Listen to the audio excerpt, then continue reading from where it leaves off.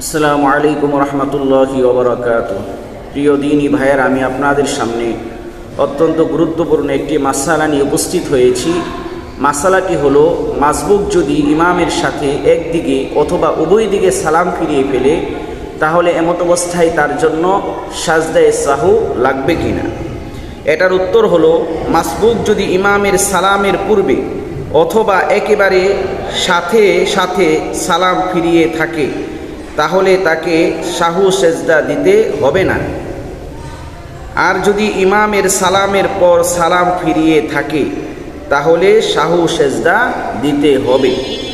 এটার দলিল হলো বাদায়েউস সানায়ে 1 নম্বর খণ্ড 422 পৃষ্ঠা এবং ফাতহুল কাদির 1 নম্বর খণ্ড 339 পৃষ্ঠা এবং খোলাসাতুল ফাতাওয়া 1 নম্বর খণ্ড 174 পৃষ্ঠা।